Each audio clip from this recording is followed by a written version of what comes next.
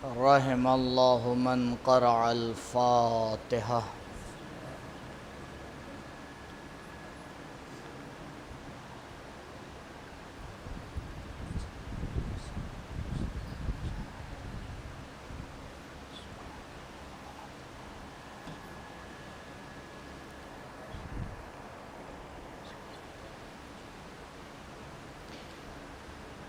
أعوذ بالله من الشيطان الرجيم.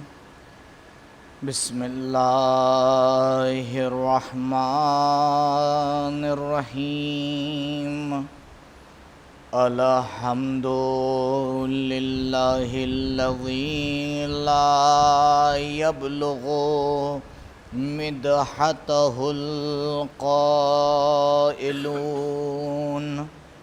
ولا يحصي نعماءه العادون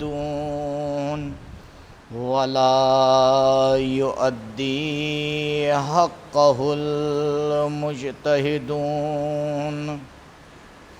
فطر الخلائق بقدرته ونشر الرياح برحمته ووتدا بالصخور ميدان أرضه.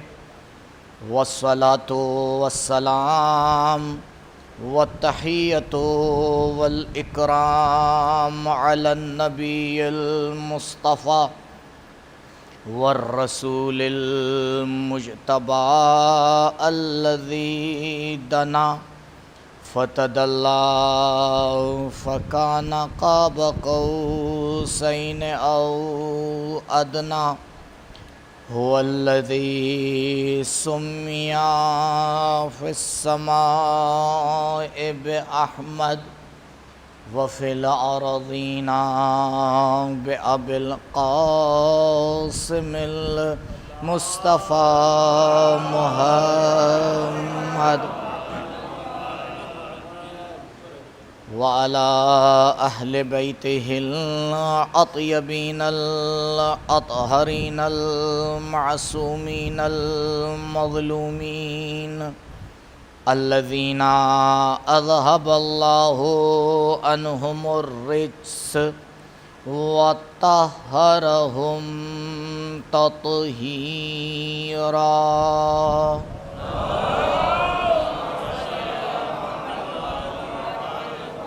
ولا سيما على الحجة الثاني عشر بقية الله المنتظر ولعنة الله على أعدائهم وقتلتهم ومنكري فضائلهم أجمعين من الآن إلى لقاء يوم الدين. أما بعد، فقد قال الله الحكيم في بيانه الكريم: أعوذ بالله من الشيطان الرجيم.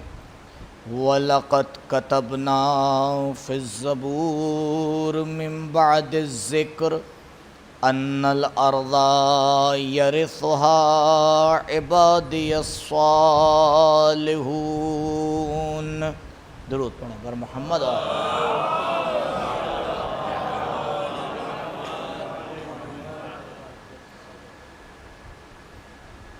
سورہ مبارک انبیاء کی 105ویں آیت کی تلاوت کا شرف حاصل ہوا اور عصر ظہور کے عنوان سے اس آیت کو سرنامہ کلام قرار دیا. مسلسل گفتگو کا سلسلہ کل یہاں تک پہنچا تھا کہ ظہور کچھ نشانیاں رکھتا ہے اور کچھ شرائط رکھتا ہے، اور نشانیوں میں اور شرائط میں فرق ایک حد تک آپ کے سامنے اشارہ کیا تھا. الحمدللہ ایک نیک قدم یہ اٹھا کہ سامعین نے سوال کرنے کی جرأت کی، اور یہ بہت اچھی بات ہے۔ ایک دو سوال آئے ہیں گزشتہ 2 دن کی جو تقریر ہے اس سے، تو ایک اشارہ کیے دیتا ہوں، انشاءاللہ پھر آج کی گفتگو آپ کے سامنے۔ ایک روایت آپ کے سامنے پیش کی تھی جس میں لفظ بیت معمور آیا تھا، تو میں آپ کی سماعت پہ بھروسہ کر کے آگے بڑھ گیا تھا، لیکن بعض نے وضاحت طلب کی ہے۔ بیت معمور کا ذکر قرآن میں بھی ہوا ہے، سورہ مبارکہ قیامت کی 4تھی آیت، یہ لفظ ایک آیت میں پورا آیا ہے، بیت معمور ہے، عین سے ہے۔ روایات میں تھوڑا سا اختلاف ہے، بعض روایات کا ماننا ہے کہ یہ پہلے آسمان پہ ہے، بعض کا ماننا یہ 4تھے آسمان پہ ہے، بعض روایات میں آیا ہے کہ 7ویں آسمان پہ ہے، اور جو تقریباً صحیح و سند روایات ہیں اس میں آیا ہے کہ یہ عرش الہی پر ہے۔ بیت معمور، بیت کہتے ہیں گھر کو، معمور عمر سے لیا گیا ہے، زندگی سے لیا گیا ہے، یعنی وہ گھر جو ہمیشہ آباد ہے۔ بیت معمور کا وہی مقام ہے جو کعبے کا زمین پر ہے، اور جس طرح سے انسان جاتے ہیں کعبے کا طواف کرنے اور زیارت کرنے، اسی طرح سے ملائکہ جاتے ہیں بیت معمور کی زیارت کرنے، اور پروردگار نے 7,000 ملائکہ کو خلق کیا ہے جو ہمیشہ اس گھر کا طواف کرتے رہتے ہیں۔ تو یہ ہے بیت معمور۔ دوسرا مسئلہ، خود عصر ظہور کس مدت کو کہتے ہیں شاید وضاحت نہیں ہو پائی، ایک مرتبہ پھر سے بیان کیے دے رہا ہوں۔ عرض کیا تھا آپ کی خدمت میں، اور ایک آدھ تفصیل اور ہے جو رہ گئی تھی، آج انشاءاللہ آپ کی خدمت میں اس کو پورا کیے دیتا ہوں۔ روایات کافی زیادہ ہیں، تعداد کافی زیادہ ہے، لہٰذا ایسے حادثات کے بارے میں آپ ایک روایت کو لے کے کوئی فیصلہ نہیں کر سکتے۔ تو یہ علماء کا کام ہوتا ہے کہ روایات کو دیکھتے ہیں، اس کی سند کو دیکھتے ہیں، اس میں جو بات کہی گئی ہے اسے دیکھتے ہیں، قرآن سے ملاتے ہیں، دوسری روایات سے ملاتے ہیں، تب جا کے ایک رزلٹ لیتے ہیں۔ اور بہرحال ممبر پہ مجلس میں بھی اتنا وقت نہیں ہوتا کہ میں تمام روایات آپ کے سامنے ایک کے بعد دیگری بیان کروں، لیکن خلاصہ اور کلی جو بات آپ کے سامنے پیش کی جائے گی اس کے پیچھے روایات ہیں، اور جہاں پہ روایت نہیں ہے اور ہماری سمجھ یا کسی بزرگ عالم دین نے اس سے کچھ سمجھا ہے وہ میں آپ کے سامنے عرض کر دوں گا۔ دیکھیے 2 طرح کی روایات ہیں۔ حضرت حجت امام زمانہ عجل اللہ تعالی فرجہ الشریف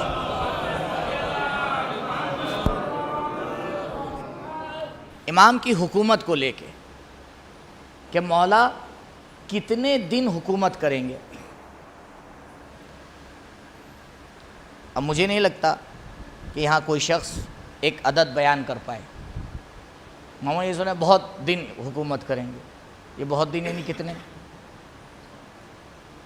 بھئی بہت 100 کو بھی کہتے ہیں اور بہت 1000 کو بھی کہتے ہیں، کیونکہ لفظ بہت تشکیکی ورڈ ہے۔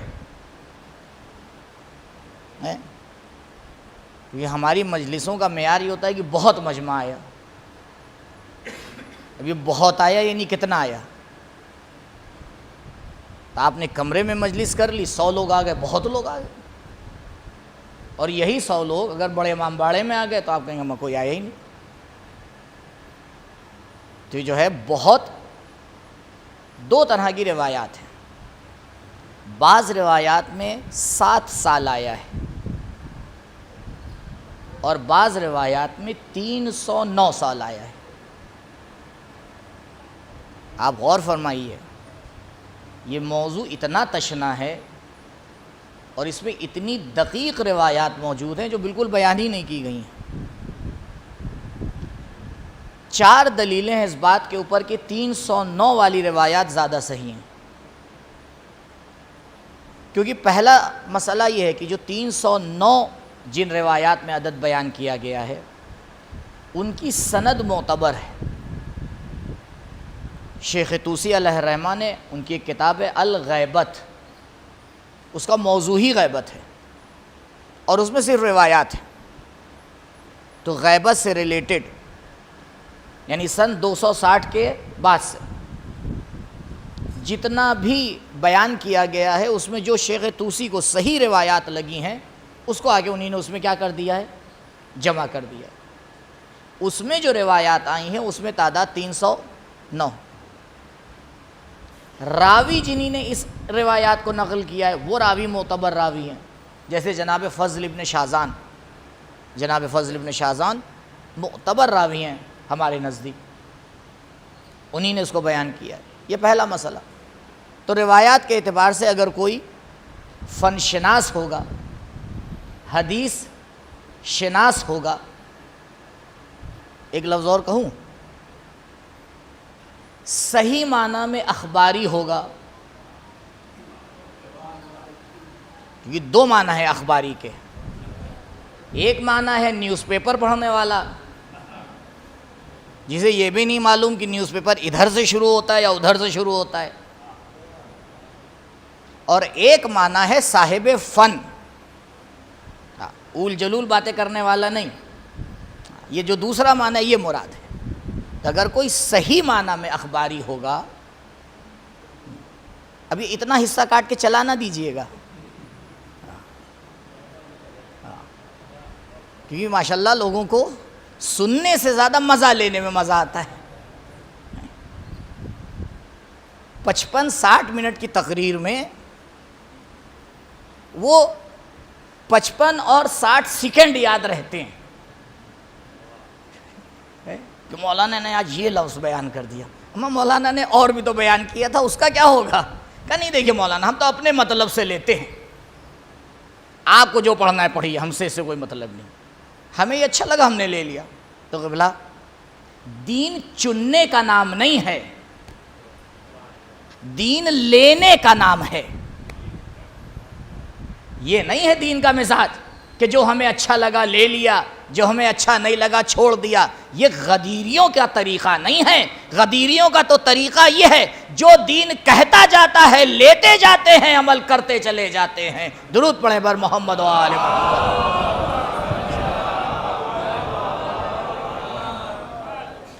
دوسری دلیل یہ ہے کہ اگر تھوڑا عقلی اعتبار سے آ کے ہم اور آپ غور کریں تو اس زمانے کے لیے کتنا انتظار کیا جا رہا ہے؟ بھئی 1200 سال سے تو زیادہ ابھی تک کے ہو گئے، اور انشاءاللہ کہ بس یہ آخری ہی سال ہو۔ ایک مرتبہ درود پڑھیں بر محمد و آل محمد۔ اب اتنے لمبے ڈیوریشن کے بعد اگر پروردگار کسی کو صرف 7 سال اجازت دے، گرچہ اس کے دست قدرت میں ہے، لیکن عقلی اعتبار سے اتنا مناسب نہیں لگتا ہے۔ تو عقلی اعتبار سے بھی انہی روایات کی تائید ہوتی ہے جن میں 309 کا عدد بیان کیا گیا ہے۔ تیسری دلیل یہ ہے کہ یہ جو 7 سال والی روایات ہیں، یہ خوش نصیبی ہے کہ اکثر اہل سنت کی کتابوں میں ہے۔ آپ کہیں گے بھائی یہ کون سا جو ہے قاتل وطنی ہے آپ کی؟ روایت تو روایت ہے۔ نہیں، شیعوں کا امتیاز سمجھیے، شیعوں کا، اسے آپ کے لیے بنا لیجئے گا، شیعوں کا امتیاز یہ ہے کہ ڈائریکٹ رسول اکرم محمد مصطفیٰ صلی اللہ علیہ وآلہ وسلم سے روایت نہیں لیتے۔ ہم کہیں مولانا یہ کون سا امتیاز ہو گیا؟ جی یہ امتیاز ہے ہمارا،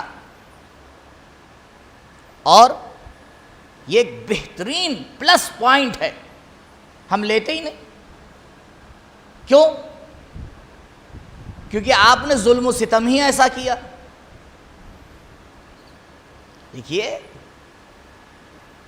بعض لوگ مشورہ دیتے ہیں، بہرحال مشورے کا احترام میں کرتا ہوں، اچھی بات ہے، دینا چاہیے، لیکن مشورہ دینے والے کو یہ توقع نہیں رکھنا چاہیے کہ وہ جو بھی مجھے مشورہ دے میں اس پہ عمل کروں،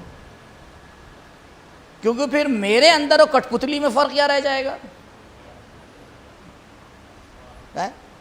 بالکل آپ آزاد ہیں، مشورہ دیجئے، لیکن یہ توقع نہ رکھیے گا کہ آپ نے جو مشورہ دیا مولانا اس پہ عمل کریں، یہ تو ہو ہی نہیں سکتا۔ نہ پڑھنا مجھے منظور ہے، اور بغیر سمجھے ہوئے مشورے پہ عمل کرنا مجھے منظور نہیں ہے۔ جی کیوں؟ کیونکہ نہ یہ منبر میرا ہے، نہ یہ فرش میرا ہے، نہ یہ عزاداری میری ہے، نہ یہ توفیق میری ہے، نہ یہ عمر میری ہے، نہ یہ قدرت گویائی میری ہے، یہ تو سب ان ہستیوں کی عطا ہے۔ کسے دے دیں کسے لے لیں، ان کا دے دینا یہ ایک رحمت واسعہ ہے، اور اس کی حفاظت کر لینا یہ ہماری اور آپ کی ذمہ داری ہے۔ کبھی بھی عزاداری کو اپنی جاگیر نہ سمجھیے گا۔ بہت سے لوگ آئے اور اس دنیا سے چلے گئے، عزاداری تو ایک ایسا بہتا ہوا دریا ہے جو ہر گناہ کو اپنے ساتھ لے کے چلا جاتا ہے،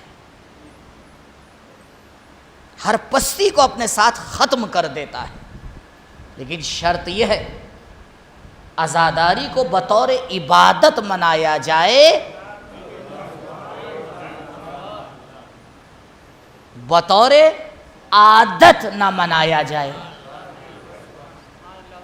میں بار بار اس لفظ کی تاکید کر رہا ہوں، غور فرمائیے، عبادت ہے، لہٰذا جب گھر سے نکلیے وضو کر کے نکلیے،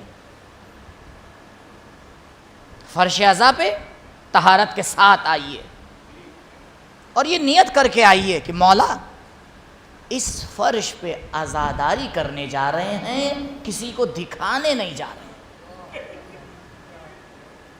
پوری دنیا آپ کو دیکھ لے لیکن بی بی کی فہرست میں نام نہ ہو، کیا فائدہ؟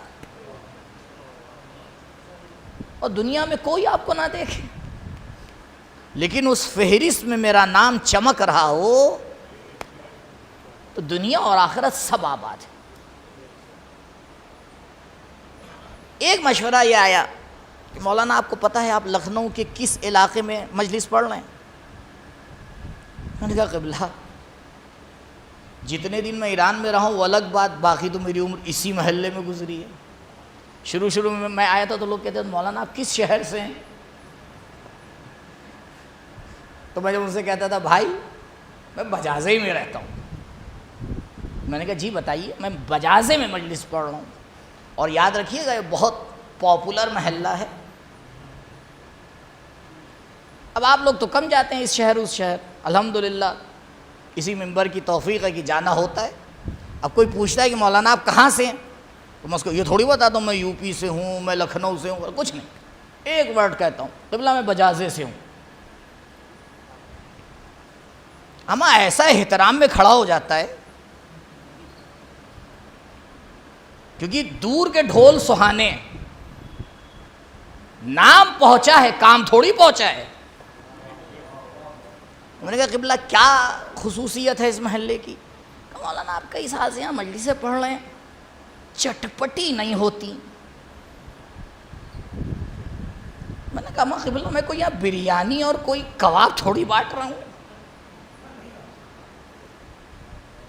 میں نے کہا مثلا تھوڑا وضاحت کیجئے میرے لیے۔ وضاحت تو ہو گئی ہوگی، آپ لوگ کے لیے ہو گئی ہوگی، لیکن جو بعد میں ریکارڈنگ سنیں گے ان بیچاروں کا کیا کیا جائے؟ اب ان کے لیے بھی وضاحت کرنا پڑتی ہے کہ مولانا تبرہ نہیں پڑھتے۔ میں نے کہا قبلہ یہ تو فروع دین میں سے ہے۔ ہاں وہ الگ بات ہے، جس اسٹائل میں آپ چاہتے ہیں وہ اسٹائل ہمارا ہو ہی نہیں سکتا۔ کیوں؟ کیونکہ ہم جن سے روایت لیتے ہیں انہی سے اسٹائل بھی لیتے ہیں۔ یہ نہیں ہو سکتا بات ان کی کریں اسٹائل اپنا اپنا ہے، جی نہیں، دین اگر بات کو دیتا ہے تو طریقے کو بھی دیتا ہے۔ دین نے ہر چیز کا طریقہ بھی سکھایا ہے۔ یہ تھوڑی ہے کہ بس نماز کا فارمولہ بتا دیا اور نماز کا طریقہ نہیں بتایا، جی نہیں، نبی نے فرمایا صلو کما رأیتمونی اصلی، ویسے نماز پڑھو جس طریقے پہ میں پڑھ رہا ہوں۔ دین طریقہ بھی دیتا ہے، آپ کو حق نہیں ہے دین میں طریقہ بنا لینے کا، اسٹائل ہمارا اور آپ کا نہیں ہوگا، اسٹائل بھی دین کا ہوگا۔ کیوں؟ کیا دین نہیں بتاتا کہ آنکھوں سے کیسے دیکھنا چاہیے؟ کیا دین نہیں بتاتا زبان سے کیسے بولنا چاہیے؟ کیا دین نہیں بتاتا کہ قدم کس طرف اٹھنا چاہیے؟ کیا دین نہیں بتاتا کہ ہاتھ کدھر اٹھنا چاہیے؟ کیا دین نہیں بتاتا ہے کہ کانوں سے کیا سننا چاہیے؟ کیا دین نہیں بتاتا ہے کہ دل میں کیسے سوچنا چاہیے؟ اما کیا دین نہیں بتاتا ہے کس سے محبت کرنا چاہیے؟ کیا دین نہیں بتاتا ہے کس سے دشمنی کرنا چاہیے؟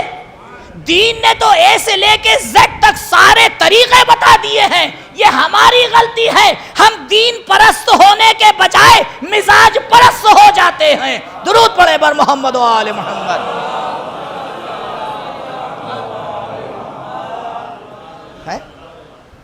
اب آپ جب اپنے بھائیوں سے کبھی گفتگو کریے اور بھائی مان کے ہی گفتگو کیجئے گا، کیونکہ بہت سے لوگ بس لفظ میں بھائی مانتے ہیں، دل سے نہیں مانتے۔ اما جنہیں میرے مولا نے بھائی مانا ہو، اور روایات معتبر موجود ہیں جن کے لیے ہم لوگ نئی نئی تعبیرات استعمال کرتے ہیں، اور انہی تعبیرات نے انہیں اس فرش ازا سے دور کر دیا ہے۔ آپ نے پیغام کو پھیلانے کے بجائے پیغام کو محدود کر دیا۔ اللہ اکبر، عزاداری ملانے کے لیے آئی تھی، کاٹنے کے لیے نہیں آئی تھی۔ اچھا، بے شک ہم کسی کے محتاج نہیں ہیں۔ جن کے پاس 14 ہستیاں ہوں وہ قوم کس کی محتاج ہو سکتی ہے؟ محتاج ہونا الگ چیز ہے، زمانے کی ضرورت کے حساب سے چلنا الگ چیز ہے، اسے سمجھیے۔ اور انہیں بھی لے کے آئیے، لیکن ایک ہاتھ جوڑ کے گزارش ہے، پہلے صحیح سے چیک کر لیجئے گا کہ جہاں لے کے جا رہے ہیں وہاں پیغام کیسا دیا جاتا ہے۔ معلوم دیا اس بیچارے کو کچھ پتہ ہی نہیں تھا، بہت کچھ پتہ چل گیا۔ اور ایک احتیاط اور کیجئے گا، اگر ایسوں کو لے کے آئیے گا تو پہلے سے مولانا کو پرچی دے دیجئے گا، اور یہ کام کیجئے۔ کیوں؟ کیونکہ اس سے غلط فہمیاں دور ہوں گی، اس سے پتہ چلے گا کہ یہ منبر وہ پیغام دیتا ہے جو کائنات میں کہیں ملنے والا نہیں ہے۔ تو یہ جو بھائی حضرات ہیں ان سے ایک بار پوچھئے گا کہ یہ بتاؤ، جب کوئی بڑا انسان ہوتا ہے اور وہ کچھ بولتا ہے تو ہماری ذمہ داری کیا ہے؟ خدا شاہد ممبر سے کہہ رہا ہوں، میں اپنے آپ کو بڑا نہیں سمجھتا، ہوں ہی نہیں، لیکن پھر بھی میں دیکھ رہا ہوں بعض حضرات باتوں کو لکھ رہے ہیں، کیوں لکھ رہے ہیں بھائی؟ میری وجہ سے یا بات کی وجہ سے؟ تو فطرت انسانی ہے کہ وہ اچھی باتوں کو کیا کرتا ہے؟ لکھتا ہے. اور اگر کوئی کائنات کا سب سے اچھا انسان ہو تو کیا اس کی باتوں کو نہیں لکھا جائے گا؟ تو احادیث رسول کو لکھنا یہ تو فطرت انسانی ہے. اچھا کس لیے روایات لکھی جاتی ہیں؟ کہ لکھنے کے بعد میوزیم کا حصہ بن جائیں. روایات اس لیے لکھی جاتی ہیں تاکہ اگلی نسل بھی استفادہ کرے. بھئی آج مجلس کی ریکارڈنگ کیوں ہو رہی ہے؟ کہ جو لوگ نہیں آ سکتے، نہیں دوبارہ، جو لوگ نہیں آ سکتے وہ سن لیں. یہ تھوڑی کہ جوان لیٹا ہوا ہے اور سن رہا ہے، اس کے لیے نہیں ہے.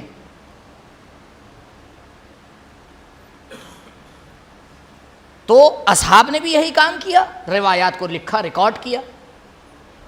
لیکن جیسے ہی یہ حکومتیں آئیں کیا فتویٰ جاری ہوا؟ کوئی روایات بیان نہیں کرے گا. عجیب ظلم ہے. عالم اسلام میں 99 سال تک روایات بیان نہیں کی گئیں. عمر ابن عبدالعزیز کے زمانے تک روایات نہیں بیان کی. بہانہ کیا بنایا گیا؟ ہم نہیں چاہتے کہ روایات اور آیات آپس میں مکس ہو جائیں. جیسے توریت تحریف ہو گئی، انجیل تحریف ہو گئی، ہمیں ڈر ہے کہ قرآن نہ تحریف ہو جائے. دیر سے زیادہ چمچہ گرم. ارے بے وقوفوں، تمہیں یہ بات سمجھ میں آ گئی؟ اور جس کے سینے پہ قرآن نازل ہوا تھا اسے یہ بات سمجھ میں نہیں آئی کہ وہ آ کے اعلان کر دیتا میری احادیثیں مت لکھنا کہیں قرآن کے ساتھ مکس نہ ہو جائے. قبلہ یہ شرک خفی ہے، یہ رسالت کی توہین ہے، یہ نبی کی توہین ہے. نبی کہہ رہے ہیں میری روایات کو لکھو، آپ کہہ رہے ہیں روایات کو بیان نہ کرو. یہ کون سی بات ہو گئی؟ دوسری بات، خود یہ روایات آپ نے نقل کی ہے کہ دیکھو اگر کسی حدیث کے بارے میں شک ہو تو کیسے سمجھیں گے یہ حدیث صحیح ہے یا غلط؟ کوئی ترازو ہونا چاہیے یا نہیں؟ نبی نے ترازو دیا، کہا میری احادیث کو قرآن سے ملانا، اگر قرآن سے میچ کرے تو قبول کر لینا، اور اگر قرآن کے خلاف جائے تو دیوار پہ مار دینا. یعنی نبی بھی سمجھ رہے تھے بیان آیات میں اور بیان روایات میں اتنا فرق ہوتا ہے کہ اندھا بھی سمجھ جاتا ہے، اما جس بات کو اندھا سمجھ جائے اسے آپ نہیں سمجھ پا رہے ہیں. اور تیسری بات، کیا قرآن سے یہ آیت نکال کے پھینک دی گئی ہے نعوذ باللہ کہ نحن نزلنا الذکر وإنا لہ لحافظون؟ ارے قرآن کی حفاظت ہم کریں گے، تمہیں ڈھنڈورا پیٹنے کی ضرورت نہیں ہے. اب آپ بتائیں، اتنے برس تک کے روایات نہیں لکھی گئیں اور اس کے بعد پھر لکھی گئیں. اب خدا کے واسطے ایک فیصلہ کر لیجئے، جنہی نے منع کیا وہ حق پہ تھے یا جنہی نے اجازت دی کہ بیان کی جائے وہ حق پہ تھے؟ کسی ایک کو تو آپ کو باطل ماننا پڑے گا. تو کم سے کم یہ تو طے ہو گیا بھیا یا شروع والے باطل ہے یا بعد والے باطل ہے. من جملہ اتنا تو ثابت ہو گیا دونوں کو آپ نہیں لے سکتے. لیکن عجب کمال بے غیرتی ہے، ان کو بھی مانتے ہیں ان کو بھی مانتے ہیں. درود پڑھے بر محمد و آل محمد.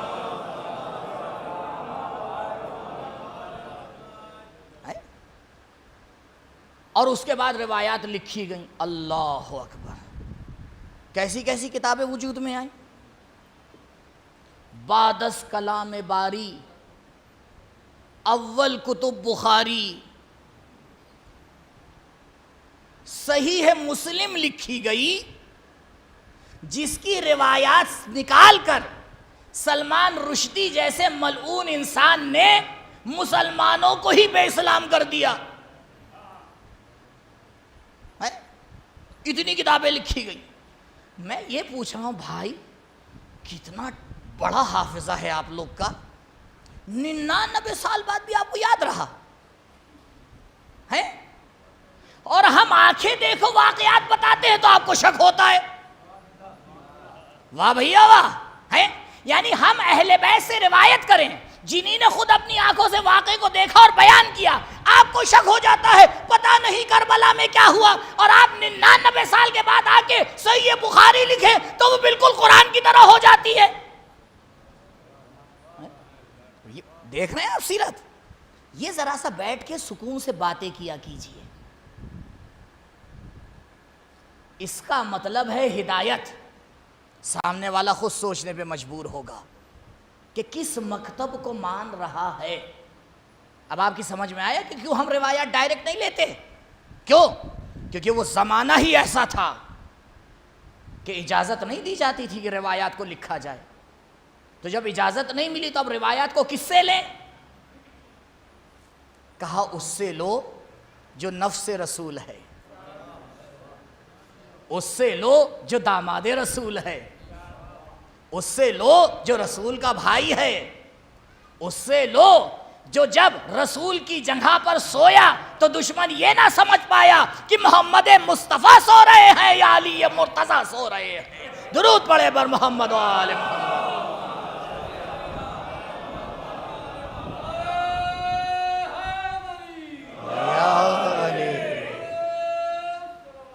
اللہم صلی علی. اب آپ بتائیں تو ہم کیسے لیں؟ ہم ان ہستیوں سے آ کے کہتے ہیں مولا آپ بتائیے کہ نبی نے کیا کہا.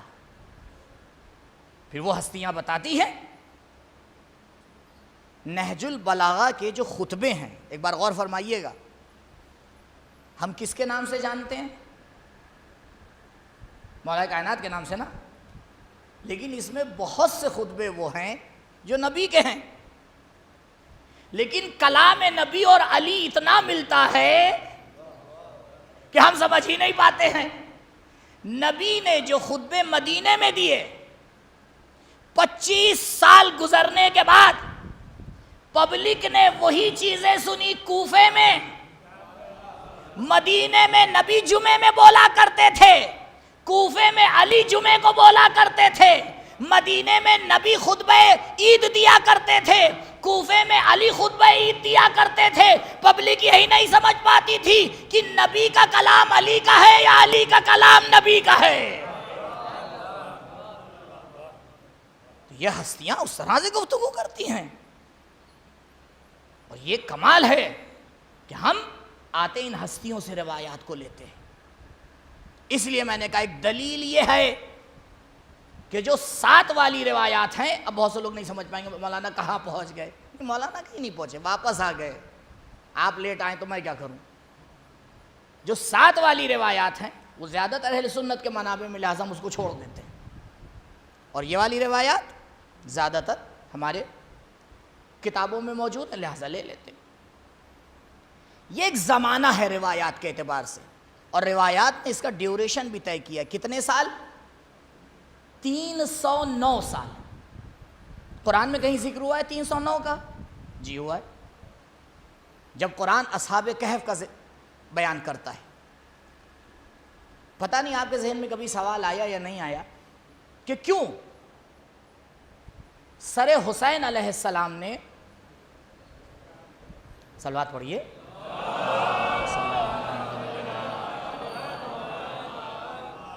سورہ کہف کی آیات کی تلاوت کی. منبر سے سنا، غور کیا. ان اصحاب الکہف والرقیم کانوا من آیاتنا عجبا. مولا کے سر نے اس روایت کی کیوں تلاوت کی؟ اس آیت کی کیوں تلاوت کی؟ کیونکہ سورہ کہف کا ڈائریکٹ رابطہ ہے آخری زمانے سے. یہ سر آواز دے رہا تھا، تم نے سر کاٹ تو دیا ہے لیکن قرآن گواہی دے رہا ہے اسی نسل سے ایک آئے گا جو دنیا کو اس طرح سے عدالت سے بھر دے گا کہ تمہارے ظلم کو پسپا کر دے گا. تم اپنے ظلم کو آگے بڑھاتے رہو، وہ تیاری ہو رہی ہے اور انشاءاللہ آئے گا. درود پڑھے بر محمد و آل محمد. اصحاب کہف قرآن کی تعبیر میں 309 سال غار میں سوئے ہیں. یہ 309 سال اس سے آ کے منسوب ہوتے ہیں. اور کیسے آغاز ہوگا اس زمانے کا؟ 23 اب یہ علامات حتمی کی طرف میں آ رہا ہوں. 23 رمضان روایات نے بیان کیا آسمان سے ایک آواز آئے گی جسے کہتے ہیں صیحہ آسمانی، اور وہ آواز جناب جبریل کی ہوگی. اور اس آواز کو دنیا کا ہر انسان سنے گا، کسی بھی زبان والا ہو، کیونکہ وہ الفاظ میں نہیں ہوگی، وہ دلوں کی زبان میں ہوگی. کیا آواز دیں گے جناب جبرائیل آسمان سے؟ 23 رمضان، اے لوگوں جس کا انتظار کر رہے تھے وہ آ چکا ہے، اپنے آپ کو اس کی مدد کے لیے تیار کر لو. یہ زمانہ آگے بڑھے گا 10 محرم تک. 10 محرم عالمی انقلاب کا دن ہے. یہ وہ دن ہوگا کہ جس دن مولا اپنی حکومت کو قائم کریں گے. کعبے میں آ کے آپ آواز دیں گے اور 313 جو آپ نے عدد سن رکھا ہے یہ اصحاب امام سے آ کے ملحق ہوں گے. اس کے بعد 10,000 کا لشکر آ کے ملحق ہوگا. اور اس سے پہلے سب سے پہلے آسمان سے جناب جبرائیل اور جناب میکائیل تشریف لائیں گے، امام کے ہاتھ پہ بیعت کریں گے. یہ 10,313 اور 2 ملائکہ کے ساتھ امام مکے سے مدینے آئیں گے، مدینے کو فتح کریں گے اور اس کے بعد دوبارہ واپس مکے جائیں گے اور پھر مکے سے کوفے کی طرف آئیں گے.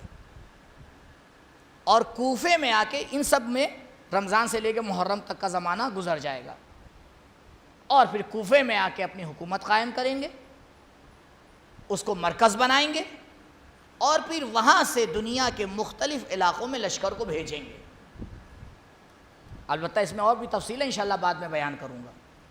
ابھی جو مجھے اس میں بیان کرنا ہے وہ ہے علامات حتمی. اب پتہ نہیں آپ نے سورہ مبارک حدید کی آیت کو دیکھا یا نہیں، تو کل بات یہاں تک پہنچی تھی. تو یہ ہو گیا. اب عصر ظہور کیا ہے، ہاں اس کی بھی وضاحت کر دوں. دیکھیے اب علماء کا تھوڑا سا یہاں پہ اختلاف نظر ہے کہ 23 رمضان اسٹارٹنگ ہے اور 10 محرم حکومت بننے کے جو مقدمات ہیں اس کا خاتمہ ہے. اب شوال، ذیقعد، ذیالحجہ یہ 3 مہینے ادھر، 10 دن ادھر اور 7 دن ادھر، تو 3 مہینے 17 دن تقریباً 18 دن. اب ایک آدھ دن کم زیادہ ہو سکتا ہے، 29-30 کا چاند وہ الگ بات ہے.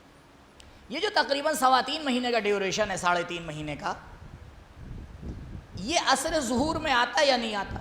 کیونکہ وہ 309 سال اس 10 محرم کے بعد سے شروع ہوں گے. لیکن صحیح بات یہی ہے جو علماء اکثر مانتے ہیں کہ یہ 3.5 مہینے اور وہ 309 سال، یہ کل ملا کے جو ڈیوریشن ہے اس کو ہم کہتے ہیں عصر ظہور. اور اس کے بعد رجعت کا مرحلہ شروع ہوگا. البتہ 2 رجعتیں ہیں. ایک رجعت ہے اصحاب کی اور یعنی اچھے انسانوں کی، مومنین کی، اور ایک رجعت ہے اہل بیت کی. مومنین کی رجعت پہلے ہے. مومنین کی رجعت 10 محرم کے آس پاس اور اس کے بعد ہے. اور اس کی اپنی تفصیل اگر وقت ہوا تو انشاءاللہ رجعت میں بیان کریں گے. لیکن اہل بیت علیہم السلام کی رجعت اس 309 سال کے بعد ہے. یعنی جب آخری حجت کی حکومت کا زمانہ ختم ہو جائے گا، اب اس کے بعد جو ہے وہ دوسروں کی نوبت آئے گی. اب یہاں پر بھی روایات مختلف، اگر وہاں پہ پہنچے تو انشاءاللہ بیان کروں گا. تو ایک زمانہ ہے ظہور سے پہلے جس کا نام رکھا تھا آخر الزمان، اور جس میں ہم اور آپ زندگی بسر کر رہے ہیں. مجلس میں جب مسائل پڑھے جائیں اور آنکھوں سے اشک جاری ہوں، پہلی دعا یہ کیجئے کہ پروردگار جلد از جلد اس آخر الزمان کو عصر ظہور سے ملا دے، کیونکہ وہ زمانہ ہے جس کی تمنا انبیاء نے کی ہے، اور وہی زمانہ ہے جس کے لیے دنیا کو خلق کیا گیا ہے. دنیا کو ظلم اور بربریت کے لیے خدا نے خلق نہیں کیا ہے، یہ تو ہم نے چہرہ بگاڑ دیا ہے.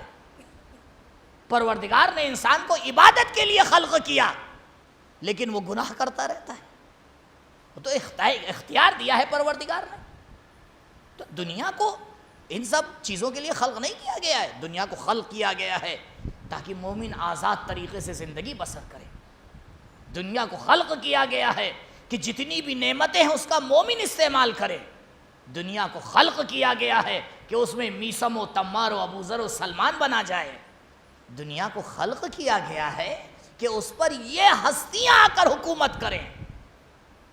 دنیا کو اس لیے نہیں خلق کیا گیا ہے کہ ظالمہ کے حکومت کرے. ہاں، پروردگار نے ایک مہلت دے دی ہے، ایک مدت دے دی ہے، ٹھیک ہے، تاکہ کل قیامت کے دن تم یہ نہ کہنا کہ پروردگار اگر ہمیں تو موقع دیتا تو ہم اس سے بہتر حکومت کر کے دکھاتے. اس لیے خداوند متعال نے سب کو موقع دیا ہے، اور شاید یہی وجہ ہے کہ منبر پہ بھی سب کو موقع مل جاتا ہے کہ قبلہ آپ کل یہ نہ کہیے گا، ہمیں بھی آپ نے موقع دیا ہوتا تو ہم یہ بیان کرتے. لیکن قبلہ اس کا مطلب یہ نہیں ہے کہ بار بار آپ موقع دیے جائیے. ایک بار دے کے آزما لیجئے، کافی ہے. یہ تھوڑی ہے کہ پوری دیگ کو چکھا جائے. بس دیگ تھوڑی چکھی جاتی ہے، ایک چاول چکھا جاتا ہے، اندازہ ہو جاتا ہے. لیکن نہ جانے ہماری قوم کا کیا مزاج ہے، پوری دیگ ہڑپ کرنے کے بعد بھی ذائقہ سمجھ میں نہیں آتا. اب بھی ذائقہ نہیں سمجھ میں آتا. پتہ ہے جانتے اس کی وجہ کیا ہے؟ کیونکہ ذائقہ ہی بگڑ گیا ہے. آپ بخار کی صورت میں مٹھائی بھی کھائیے گا تو کڑوی لگے گی. اما تو مشکل مٹھائی کی نہیں ہے، مشکل مزاج بیمار کی ہے. تو یہ نہ کہیے مولانا صحیح پڑھیے، مولانا کہیں گے آپ اپنا مزاج صحیح کیجئے، خود سمجھ میں آ جائے گا کسے منبر پہ جانا ہے کسے منبر پہ نہیں جانا ہے. درود پڑھے بر محمد و آل محمد. مزاج صحیح ہونا چاہیے. علامات دو طرح کی، حتمی اور غیر حتمی. عرض کیا کل، غیر حتمی کا مطلب یہ ہو جائیں یا نہ ہو جائیں. کہا مولانا آپ کو پتہ ہے علامات میں سے ایک علامت یہ ہے کہ سعودیہ میں ایک بادشاہ آئے گا جس کا نام کسی جانور کے نام پر ہوگا. میں نے قبلہ یہ کون سی علامت ہے؟ وہاں تو جتنے آتے ہیں سب جانور ہیں. آپ کہہ رہے اس کا نام جانور پہ ہوگا، مگر کام بھی جانوروں والے ہیں. آج دیکھ لیے حرمین شریفین کا کیا حال بنا رکھا ہے. اپنے آپ کو مسلمان کہتے ہیں. اب آپ جذباتی ہو جائیں گے. نہیں، آپ کے جذبات کی رکھ تو میرے ہاتھ میں ہے. اچھا مولانا آپ ہی کہہ رہے ہیں کہ حرمین شریفین کا انہی نے احترام نہیں کیا تو پھر ایران نے کیوں ہاتھ ملا لیا؟ یہ تو ہم تو بہت پہلے سے کہتے تھے یہ لوگ اپنی دیکھتے ہیں، اما قبلہ ابھی آپ چھوٹے سے شہر میں رہ کے ہیں اپنے پڑوسی کی مخالفت اسی لیے نہیں کرتے کیونکہ دونوں کا راستہ ایک ہے. اما آپ اپارٹمنٹ میں زندگی کریں اور راستہ مشترک ہونے کی وجہ سے اسے کچھ نہ کہے تو آپ صحیح, لیکن ایران آ کر اس سے ہاتھ ملا کر جو دنیا کا اصلی دشمن ہے اس کو کچلنے کی سازش کرے تو وہ غلط ہو جاتا ہے. درود پڑھے پر محمد و آل محمد. جانیں قربان ہو جائیں یا علی.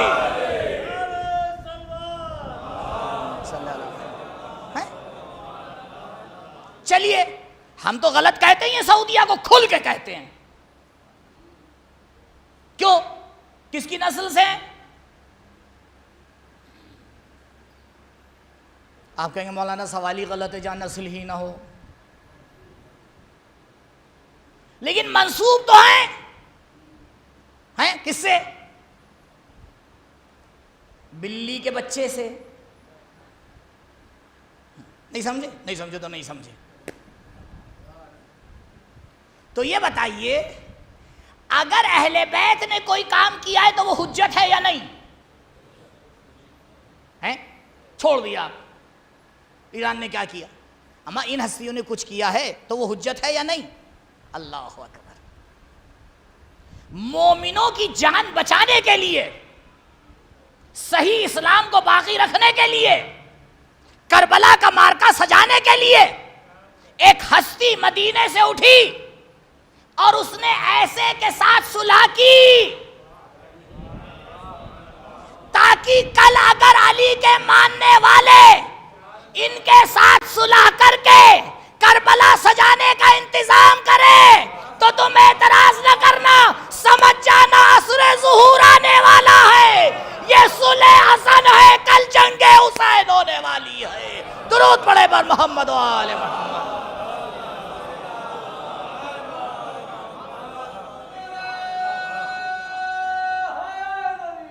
یا علی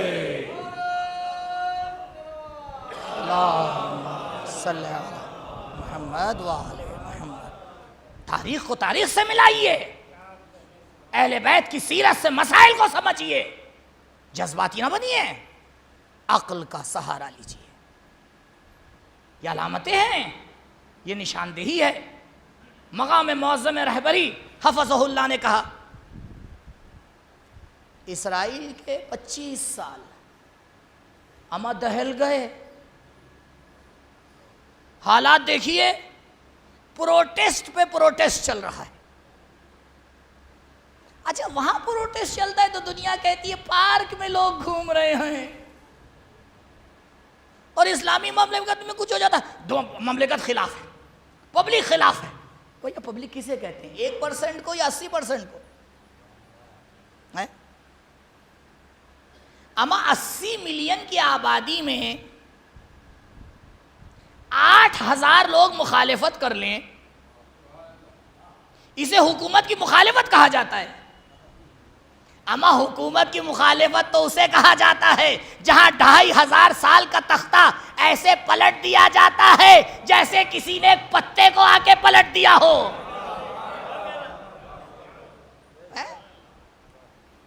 عجیب معاملات ہیں. خیر, اب وہ روایتوں یا علامات ہیں, اس کو چھوڑیے. اب علامات حتمی, 5 علامتیں حتمی ہیں اور ان کا ہونا ہے, جن میں سے ایک میں نے آپ کی خدمت میں عرض کی, صیحہ آسمانی جناب جبریل کا آواز دینا. دوسرا خروج سفیانی, سفیانی کا خروج سیریا سے, اور اس کا لشکر جائے گا مکے کی طرف. تو دوسری نشانی خروج سفیانی. تیسری نشانی خسف بیدا. بیدا مکے اور مدینے کے بیچ میں ایک جگہ کا نام ہے. خسف کہتے ہیں زمین کے پھٹنے کو. خسف بیدا یعنی جب یہ لشکر سفیانی کا بیدا کے مقام پہ پہنچے گا تو زمین پھٹے گی, یہ لشکر اس میں سما جائے گا. کیوں؟ کیونکہ حق کی مدد تو خدا بھی کرتا ہے۔ یہ تیسری نشانی، یہ بھی ہونا ہے۔ چوتھی نشانی، نفس الزکیہ کا قتل۔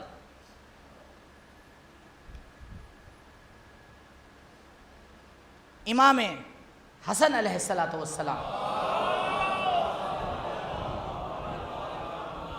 کی نسل سے ایک سید، جسے مسجد الحرام میں کعبہ کے پشت پر آ کے شہید کیا جائے گا، اس کا لقب روایات میں ہے نفس الزکیہ، پاک نفس، اس کی شہادت۔ پانچویں نشانی اور آخری، خروج یمانی، یمن سے کچھ لوگوں کا خروج کرنا، کس کے لیے؟ امام کی حمایت کے لیے۔ یہ 5 نشانیاں روایت میں، اسے شیخ طوسی نے اپنی کتاب غیبت میں 2-3 روایتوں کو آگے بیان کیا، سند بالکل صحیح ہے، اور تقریباً علماء کا اتفاق ہے اس کے اوپر کہ یہ نشانیاں حتمی نشانیاں ہیں۔ لیکن ان حتمی نشانیوں کے ہونے سے پہلے شرائط کا ہونا ضروری ہے، اور کل میں نے آپ کی خدمت میں شرائط کو بیان کیا تھا۔ پہلی شرط، اور ان شرائط کا ہونا کیوں ضروری ہے؟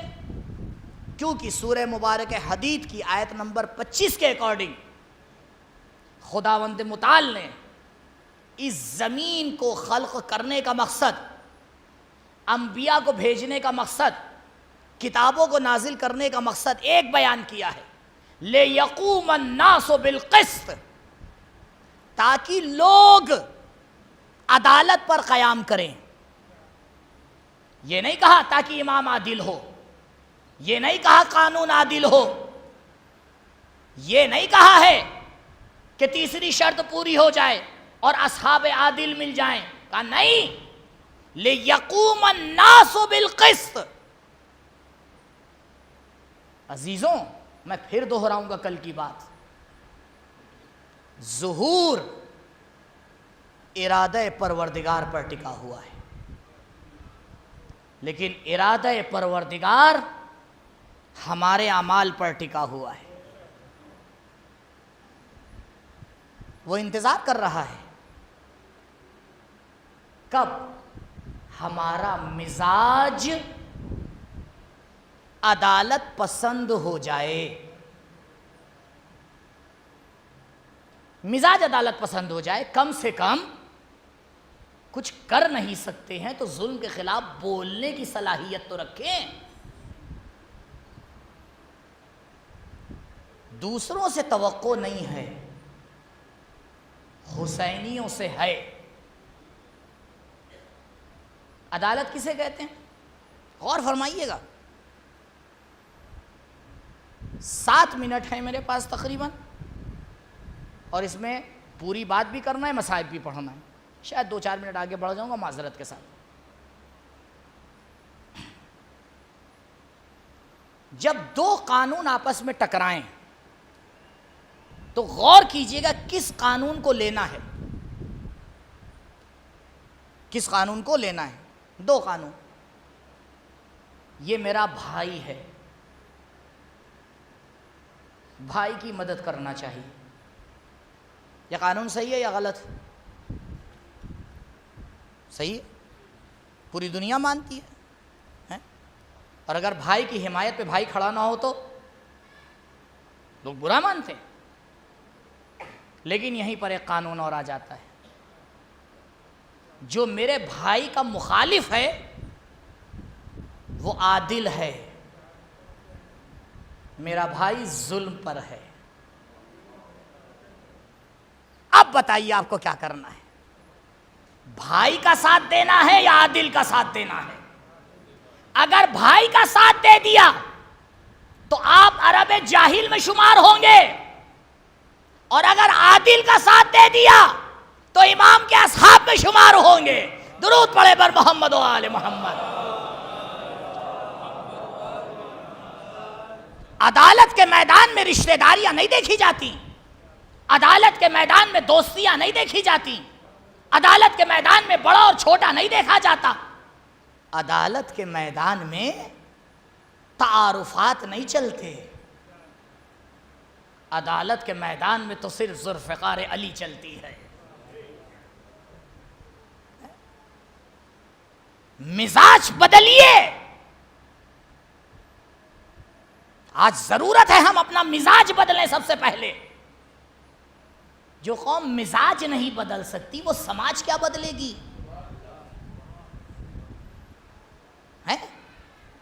کام کرنے کی ضرورت ہے اپنے اوپر۔ یہ ہوتا آ رہا تھا، یہ ہوتا رہے گا، کسی کتاب میں نہیں لکھا ہے، نہ عقل مانتی ہے، نہ قرآن تائید کرتا ہے، نہ روایات سے ملے گا۔ لیکن ہاں، عدالت کے پرستار بن جاؤ۔ اچھا چلیے ٹھیک ہے، روایات اتنی عجیب ہیں، اگر میں یہیں پہ آپ کے سامنے شروع کروں تو بس پھر اگر آپ کا مسلم حق ہے، مسلم بالکل صحیح حق ہے، کوئی شک کی گنجائش نہیں ہے، اور کسی نے ہڑپ لیا اور آپ نے جا کے ظالم حکمراں کے سامنے اپنا مدعا رکھا اور اس نے آپ کا جو حصہ تھا وہ آپ کو کیا کیا؟ واپس دلا دیا۔ روایات کہتی ہیں حق نہیں ہے ہاتھ لگانے کا، حق نہیں ہے، کہیں تو میرا ہے، کہا تمہارا تھا، اب نہیں ہے۔ کیوں؟ کیونکہ غلط راستے سے حاصل کیا ہے۔ کل میں نے شاہ نجف میں تفصیل سے بیان کیا، اسلام میں جیسے مقصد اہمیت رکھتا ہے، راستہ بھی اہمیت رکھتا ہے۔ آپ ہر راستے سے عزاداری نہیں کر سکتے، نہیں میرے گھر میں ہوتی آ رہی ہے تو اس سال بھی کریں گے چاہے جیسے ہو جائے، جی نہیں، اسباب فراہم ہوں گے کریں گے، اسباب فراہم نہیں ہوں گے نہیں کریں گے۔ اور جب اسباب فراہم نہیں ہوں گے تو ایک بار مصلی عبادت پہ بیٹھ کے سوچیں گے مولا کیا غلطی ہو گئی کہ یہ خدمت ہم سے چھن گئی۔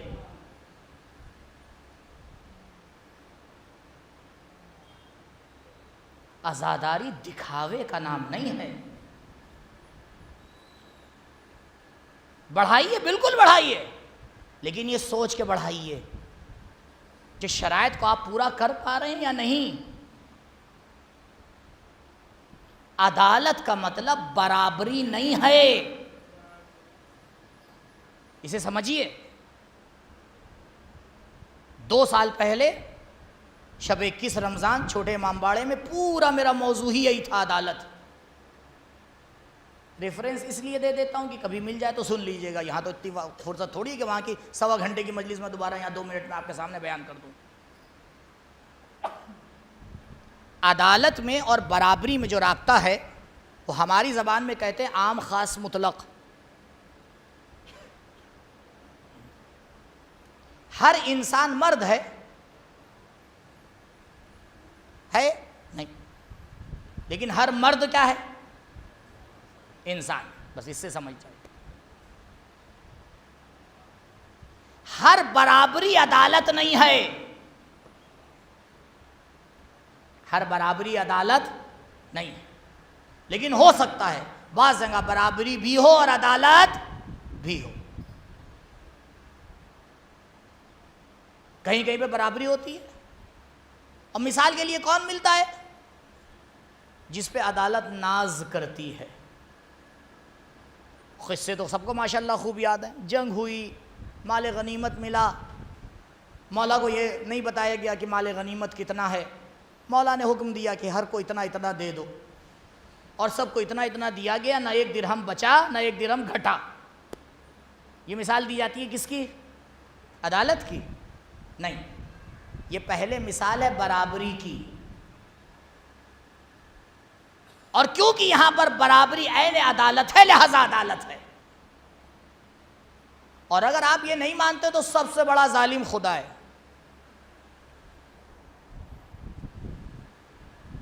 2 انسان برابر ہیں،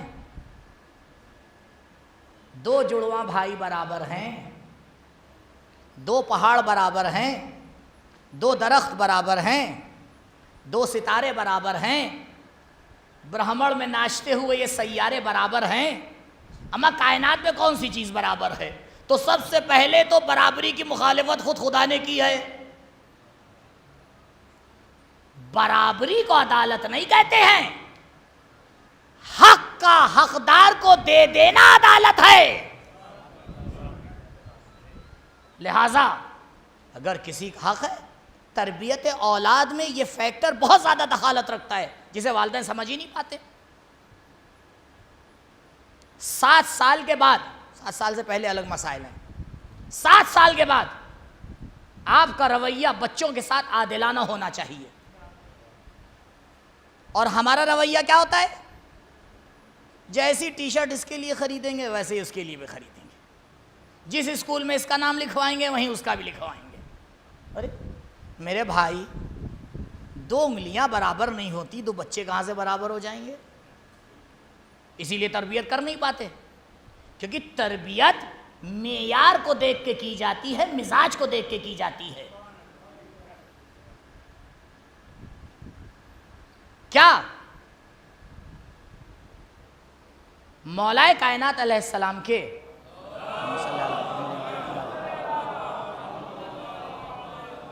جناب عباس اور امام حسن اور امام حسین، ان تینوں کے علاوہ دوسری اولادیں نہیں تھی؟ بھئی تاریخ کہتی ہے 17 اولادیں تھی مولا کی، لیکن تاریخ بتائے علی کا رویہ جیسا ان 3 کے ساتھ تھا ویسا بقیہ کے ساتھ بھی تھا۔ یہ تو مظہر عدالت ہے نہیں، صلاحیتوں کو دیکھ کے کام کیا جاتا ہے۔ تو پہلے یہ سمجھنا ضروری ہے کس چیز کو کہاں پہ رکھنا ہے، کس بات کو کہاں پہ بولنا ہے، کس سے دوستی کرنا ہے، کس سے دشمنی کرنا ہے۔ یہ نہ دیکھو کہ یہ رشتہ دار ہے یا نہیں ہے، پہلے یہ دیکھو یہ عدالت کا پرستار ہے یا نہیں ہے۔ پہلے عدالت کو دیکھنا چاہیے، معیار ہونا چاہیے زندگی میں عدالت۔ جس دن ہمارا مزاج ایسا بن گیا اس دن پروردگار حکم کرے گا یہ تیار ہیں تمہاری حکومت کو ماننے کے لیے۔ تعجب نہ کیجئے، خدا کے واسطے تعجب نہ کیجئے کہ نماز مغرب جب لگے تو 18,000 لوگ ہو اور نماز کے ختم ہوتے ہوتے تک ایک بھی نہ ہو۔ کوئی تعجب نہ کیجئے، اور خدا کے واسطے میں اپنے آپ کو کہہ رہا ہوں، اس خوش فہمی میں بھی نہ رہیے کہ ہم ان جیسے نہیں ہیں، جی نہیں، ہم پہ پڑی نہیں ہے۔ ابھی ہم اور آپ کیا بتا سکتے ہیں کہ ہم کیسے ہیں؟ یہ تو تب بتائیں گے جب پڑے گی اور میدان میں پیر جمے رہیں۔ بڑا مزہ آتا ہے نا بھاگنے والوں کو سنانے میں۔ روایت کہتی ہے کبھی یہ دعا نہ کرنا کہ خدا تمہارا امتحان نہ لے،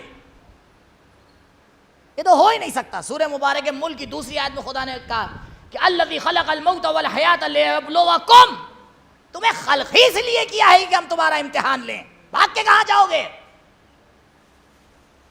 کبھی یہ دعا نہ کرنا پروردگار میرا امتحان نہ لے، یہ بالکل ایسا ہی ہے کہ جیسے دعا کرو پروردگار ہمیں موت نہ آئے۔ ہر دعا پوری تھوڑی ہو جاتی ہے، دعا کے بھی قبول ہونے کے معیارات ہیں۔ تو روایت کہتی ہے دعا نہ کرنا کہ خدا امتحان نہ لے، بلکہ یہ دعا کرنا پروردگار ایسا امتحان لے کہ جس میں کامیاب ہونے کی صلاحیت ہو، اور جس دن عصر ظہور کا امتحان دینے کی صلاحیت ہو جائے گی۔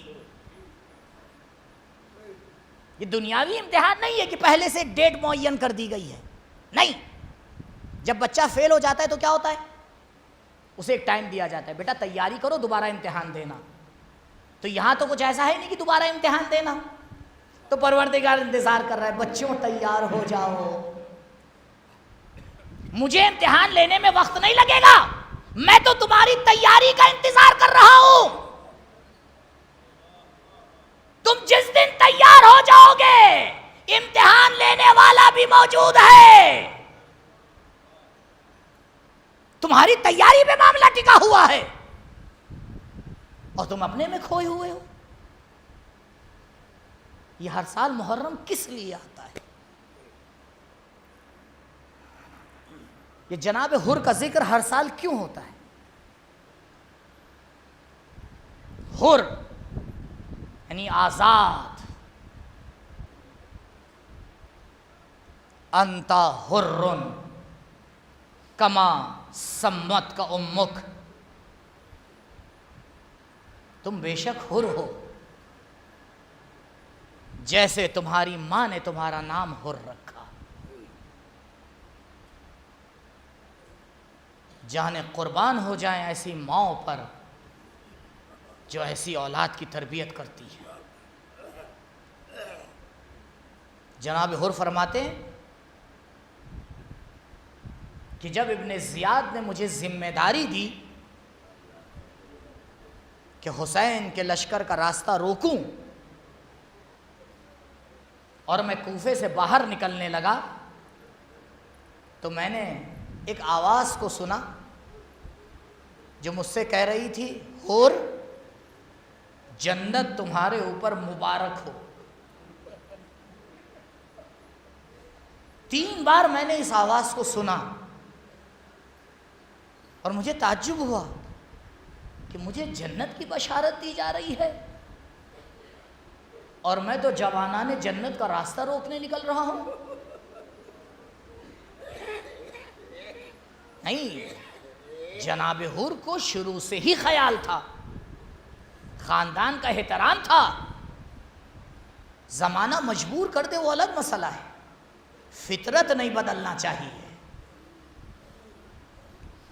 حسینیوں، اگر تمہارا کوئی بھائی مجبوری میں کوئی غلطی کر دے تو اسے دوشی نہ بنا دینا. مجبوری میں تو کوئی بھی کچھ کر دیتا ہے. اس کی ولایت کو دیکھنا، اس کی توحید کو دیکھنا، اس کی انسانیت کو دیکھنا، اسے دیکھ کے فیصلہ لینا. اس کی مجبوری کو دیکھ کے اس کے بارے میں فیصلہ نہ لینا. اس آواز نے حر کی مجبوری کو دیکھ کے فیصلہ نہیں لیا تھا، حر کی پاک فطرت کو دیکھ کے فیصلہ لیا تھا. مقام ذو حسم پہ دونوں لشکروں کی ملاقات ہوتی ہے. ذو حسم سے پہلے جو منزل آئی وہاں مولا نے حکم دیا اپنے لشکر کو کہ پوری طرح سیراب ہو جاؤ اور جتنے بھی مشکیزیں ہیں سب کو پانی سے بھر لو، کوئی مشکیزہ خالی نہ رہے. تو کسی کہنے والے نے کہا، مولا ہم فرات کے راستے میں ہیں، کوئی پانی کی کمی نہیں ہے، پانی بھر کے لاد کے لے کے چلنا مشکل ہوتا ہے لشکر کے لیے. اور لشکر کہاں تھا؟ حسین کا خاندان تھا.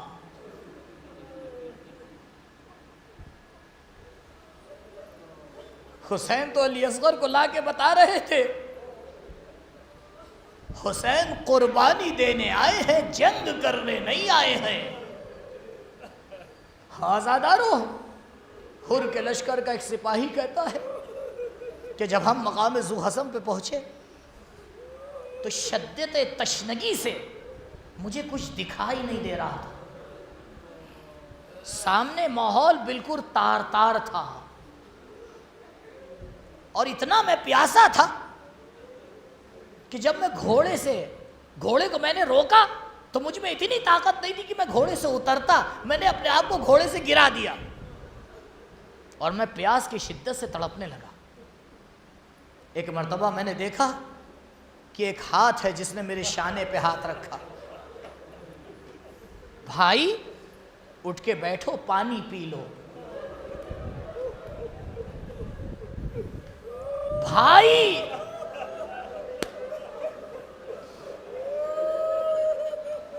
اللہ اکبر، کتنا کریم ہے یہ خاندان. وہ شخص کہتا ہے میں بیٹھا اور میں نے ہاتھ کو چلو بنانے کی کوشش کی لیکن پیاس اتنی شدید تھی کہ میرے ہاتھ آپس میں جڑ نہیں پا رہے تھے.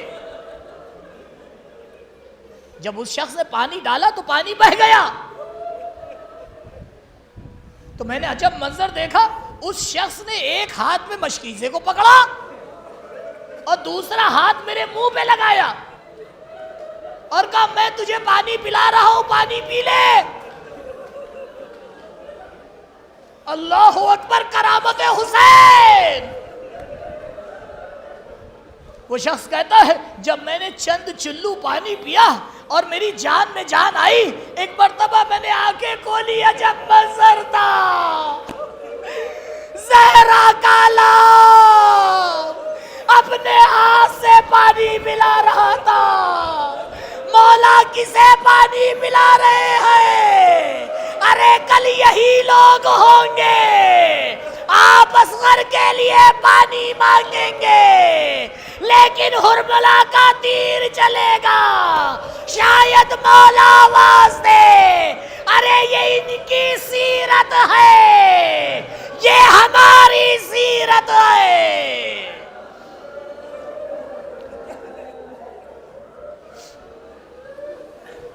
پورے لشکر کو سیراب کیا گیا، نماز کا وقت ہو گیا۔ مولا نے کہا حر تم اپنے لشکر کے ساتھ نماز پڑھو، میں اپنے لشکر کے ساتھ نماز پڑھتا ہوں۔